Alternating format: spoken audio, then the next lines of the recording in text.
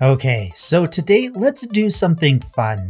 Let's take what we've learned from the Starfield deep dive to see if we can piece together a build for a Boba Fett style bounty hunter. With the right armor mods later on, maybe we can build a true Mandalorian, but for now, let's just focus on the base of the character, and we can use our favorite badass looking gear and mod it as needed for our playstyle as we find the pieces. After you spend a day or two making your character look perfect, we can finally pick the bounty hunter background. It's obviously the easiest choice that we're going to make for this entire build. The three traits that might suit the build the best might be Neon Street Rat, which says you grew up on the mean streets of Neon, you gain access to special dialogue options and better rewards from some missions on Neon. Crime bounty by other factions is greatly increased. None of the other traits that they revealed really help this build, but just by going off of the names, we might roll with Freestar Collective Settler and Spaced as our last two traits.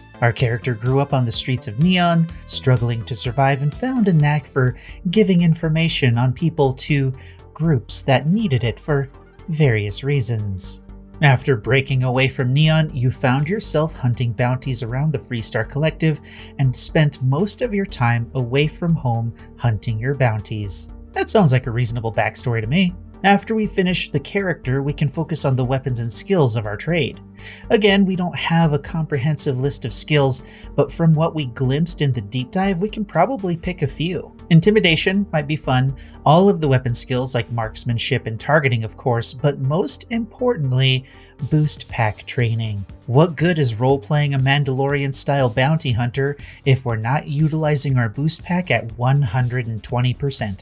With this particular build idea, my weapons of choice will most likely be a high-tech laser or mag sniper, a pistol-style laser weapon, and a bag full of explosive tricks to use when things get particularly sticky. That's the basic idea, and then the rest comes down to the bounty system that's going to be in Starfield. If it happens to be as robust and as interesting as the rest of the game, hunting bounties through the galaxies might wind up being an extremely satisfying and profitable way to play the game. I can't help but imagine the beginning of the original Guardians of the Galaxy, when Rocket is waiting in the city center for his bounty, scanning all of the citizens that are there, and when he gets a bounty alert for Quill, he proceeds to go to work. How amazing would that be? But we'll have to wait and see what Starfield has in store for us bounty hunter wannabes.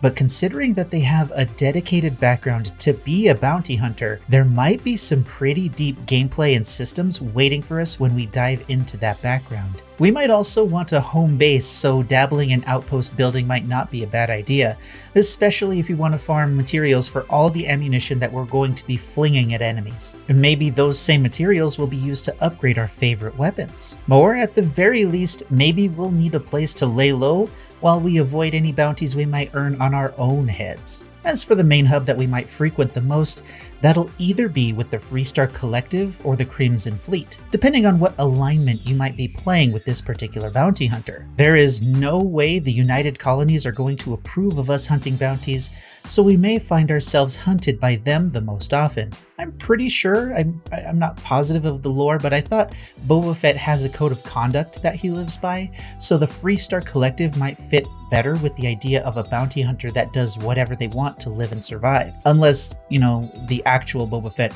fits better with the Crimson Fleet. I'm not sure. I'm not a Star Wars lore junkie, so let me know in the comments. But for the most part, that's about it for the core idea of our Starfield Mandalorian style bounty hunter. As we get more information on skills, we'll be able to put more interesting and unique builds together, especially if we happen to stumble upon a particularly interesting weapon or armor that turn out to be really fun to use. As I put this build together, I got really excited at the idea of being a sniper style of character, but that might be more difficult to play in enclosed areas, but I guess I'll find out for sure eventually. So what do you think? What kind of character build do you think you'll run when you finally get to jump in the game? Let me know in the comments below. And that's it for now, so like the video if you liked the video, dislike it if you disliked it, and until next time, I'm Space Coconut, and you're welcome.